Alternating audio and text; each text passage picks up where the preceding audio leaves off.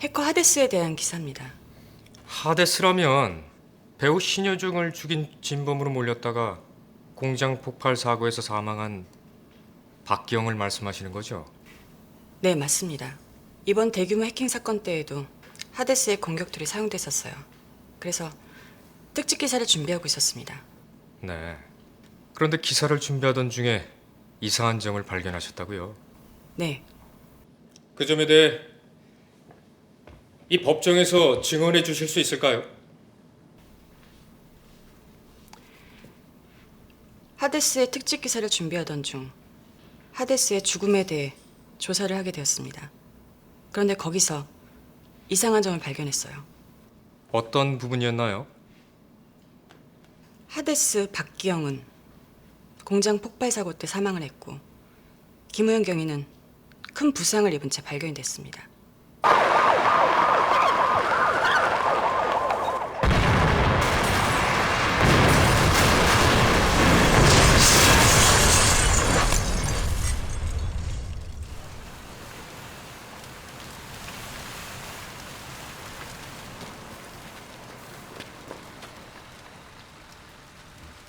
처음 발견했을 때 부상이 워낙 심해서 겉으로 보기에는 김우영 경인지 아닌지 판단하기가 힘들었다고 했습니다.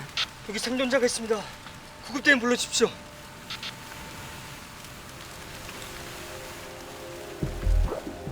그런데 그 사람이 김우영 경이라고 생각했던 이유는 김우현 팀장이에요. 아직 살아있습니다. 바로 신분증 때문이었습니다. 신분증. 그런데 그게 무슨 문제라는 거죠? 박기영은 공장에 가기 전 경찰청에 잠입했었는데요.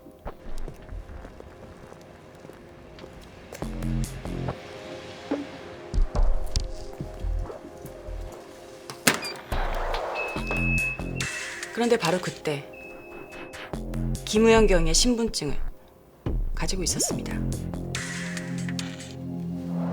그게 무슨 소리입니까? 공장 폭발 사고 직후 김우영 경의 수술을 집도했던 여러 의사들을 만나봤습니다.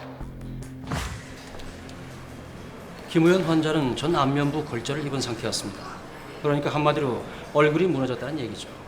얼굴이 무너져요? 찰흙 인형 얼굴을 주먹으로 세게 치면 뭉개지겠죠. 그걸 본인의 평소 때 사진을 기준으로 다시 복원시키는 겁니다. 그렇다면 얼굴이 그렇게 무너진 상태에서 자신의 얼굴이 아닌 다른 사람의 얼굴을 기준으로 복원을 시킨다면 다른 사람의 얼굴이 될 수도 있겠네요? 충분히 가능한 일이죠. 근데 왜 그런 일을 하겠어요? 그러니까 증인은 공장 폭발 사고 때 김우현 경위와 박기영이란 해커가 바뀌었다고 주장을 하는 겁니까? 네. 예, 있습니다. 이 주장은 이번 사건과 관련이 없습니다. 아니요. 이번 공판에서 가장 중요한 증언입니다. 만약 그 공장 폭발 사고의 생존자가 김우현이 아니라 박기영이라는 해커라면 현재 피고인 측의 증인으로 나온 김우현은 자기가 목격하지도 않은 사건 현장을 봤다는 위증을 하고 있는 겁니다. 하지만 그건 저 여기자의 얼토당토하는 추측에 불과합니다. 얼토당토하는 추측일지 모르겠지만 만약 저 얘기가 맞다면 피고인 측의 주장은 모두 허위 사실이 되는 겁니다. 재판장님, 이 주장이 사실인지 아닌지에 따라 무고한 피해자가 나올 수도 있습니다.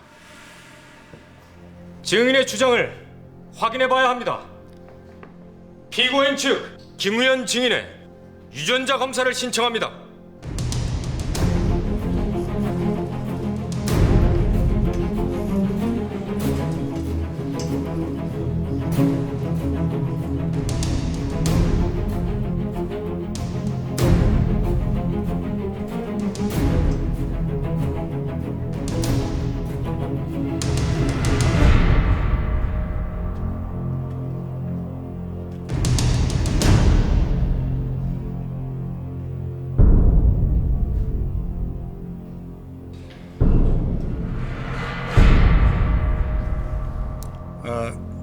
검찰 측이 제기한 의견에 대해 협의하기 위해서 15분간 휴정하겠습니다.